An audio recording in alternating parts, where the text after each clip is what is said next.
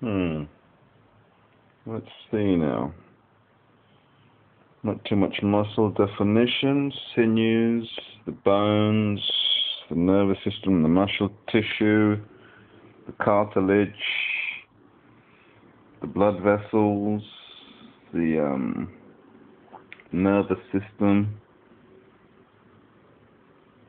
the lymph node gland, the fats, the amino acids, the molecular this, the tissue, the blood, the fluid, the bones, the calcium, the marrow, and the space that it inhabits, which is both external and internal. You see, most people think of their body as ending here. See, with the skin, they think, right, that's my body. The head, my this, that. And the skin is where it ends. In actual fact, I believe it's a misconception. Yeah. Well, I think that the space around, even your language, you see, I read one somewhere about the language dependency of the great thought systems of the West.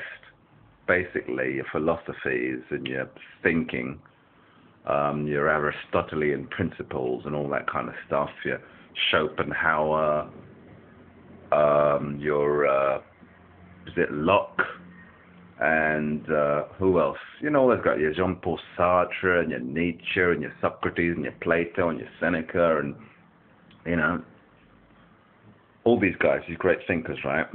Supposedly, this guy put forward in his book that their thought systems or their belief systems or their hypotheses, your mental constructs, yeah, is determined by your language, your speech, your grammar, your syntax, the language dependency of the great thought systems. So your language is built upon Aristotelian principles of subject, object, predicates, and all that kind of stuff. The law of A cannot be equal to A as well as to non-A, you know, the law of, what is it, the contradiction in the excluded third and all that kind of stuff. Trapped within your own language. Now, you see, getting back to this, body, you would think, and space outside your body. Well, in actual fact, it's just a continuum. This space here, and what seems to separate this space here, and then become flesh, and then go on inside, and become muscle, and God knows what, yeah? God knows what. Is actually one whole thing.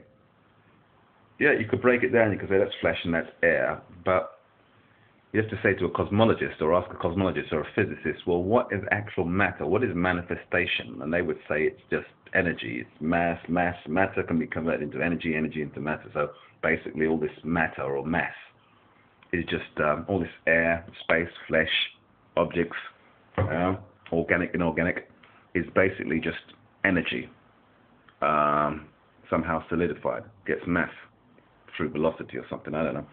Anyway, you would ask a physicist, a theoretical physicist, and they say basically you've just got vibrating strings. So really all of this is just one big mush of vibration, and depending on the different vibrations or frequencies, it defines itself as either air or space or electrons or neutrons or DNA, or, you know, it will separate itself based upon its vibration, if you will. And it's just the interactions or what have you between those vibrations, something like that. Anyway, basically, it's an illusion. That's what they were saying ages ago. Them Hindus, and not just the Hindus, but the Hindus call it Maya. It's illusion. There's one that appears to be many. So really, fundamentally,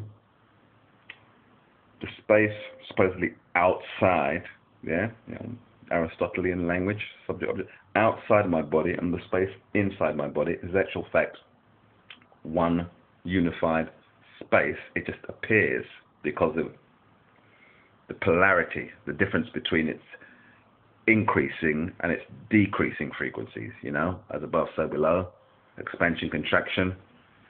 Anyway, I'm just waffling. Basically, my body is everywhere and nowhere. So it's this hand, but it's also the space outside the hand, because the space outside the hand and the space inside the hand is actually fundamentally the same space.